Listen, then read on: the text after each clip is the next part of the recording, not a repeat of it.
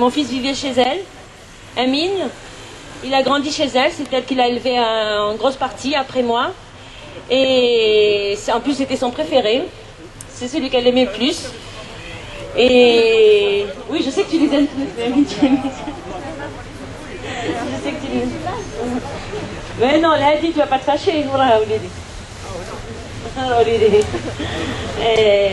et voilà. Amine a été enlevé, il avait 21 ans.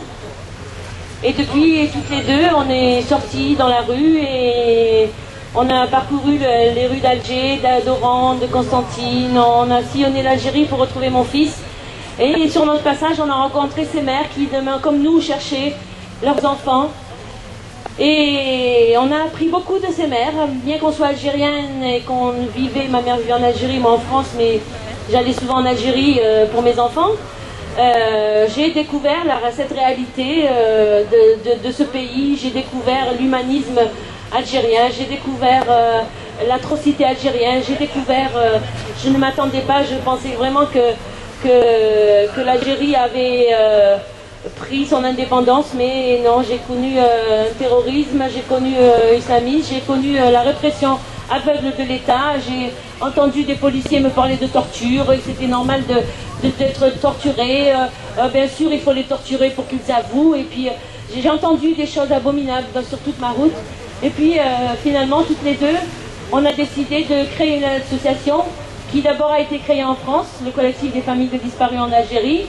Et quand comment dire, on a brisé le mur du silence, nous sommes repartis en Algérie et on a créé ce qu'on appelle les comités d'SOS disparus, où les maires sont regroupés et on a des locaux. Et vous voyez, tous les mercredis matins, les maires en Algérie sont dans la rue pour demander vérité et justice. Et elles demandent, c'est la main tendue à la population algérienne qui au départ nous regardait comme des terroristes. Nous étions les mères de terroristes, nous étions les mères des égorgeurs. Des journaux titrés dans la rue, les mères des égorgeurs manifestent dans la rue.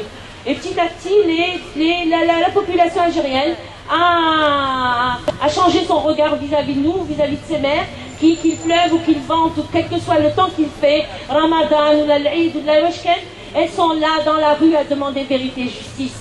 Rendez-nous nos enfants, vous avez pris nos enfants vivants, rendez-nous nos enfants vivants. Jusqu'à aujourd'hui, même si ça fait 17 ans que des familles attendent leurs proches, elles sont persuadées que leurs enfants sont encore vivants et qu'ils vont revenir vivants. Donc nous, ce calvaire, on veut qu'il s'arrête.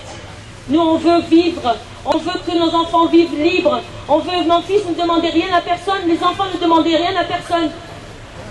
Et c'est la jeunesse algérienne. Aujourd'hui, cette manifestation fait écho à une manifestation qu'on a organisée, la coalition a organisée en Algérie, et il y a eu encore des arrestations, et qui ont été arrêtés? C'est encore les jeunes Algériens qui ont été arrêtés. On cible les jeunes, tous les jeunes qui essayent d'approcher les mères de disparus, on les laisse nous parler, et puis dès qu'ils s'éloignent, et bien on les chope dans la rue, et puis on les emmène au commissariat pour leur faire regretter d'avoir parlé aux mères, et pour les dissuader de revenir nous soutenir. Ce sont les jeunes Algériens qui sont ciblés, qui ont toujours été la cible et qui restent aujourd'hui encore la cible des autorités algériennes. Donc en plus, cette manifestation, pourquoi on a fait une manifestation en Algérie? Pourquoi en Algérie ils ont fait une manifestation?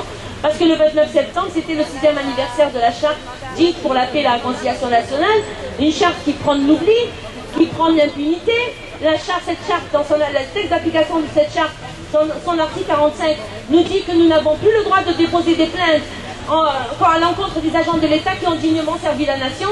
L'article 46 nous dit que quiconque ternit l'image de son pays au niveau national ou international ou instrumentalise les blessures de la tragédie nationale est passible de 3 à 5 ans de prison.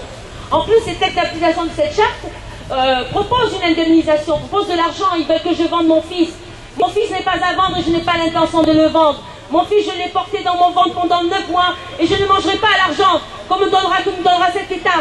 Même s'ils me disent, c'est votre argent, c'est votre droit. Mon droit, c'est d'abord de connaître la vérité. Mon droit, c'est de savoir pourquoi je n'ai pas eu le droit de savoir. Mon droit, c'est que je retrouve mon fils. Mon droit, c'est que je veux que le reprendre dans mes bras, comme je l'avais pris dans mes bras quand il était tout petit et comme il a grandi encore.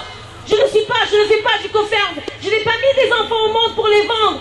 S'ils sont affamés, ils ont bouffé le pouvoir en Algérie.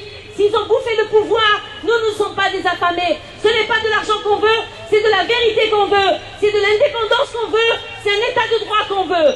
et personne ne nous fera taire et personne ne nous amènera à nous cacher. Nous voulons la vérité pour nos enfants, nous voulons la vérité pour toutes les victimes en Algérie, nous voulons la vérité pour le peuple algérien qui a payé le lourd tribut de la répression des généraux.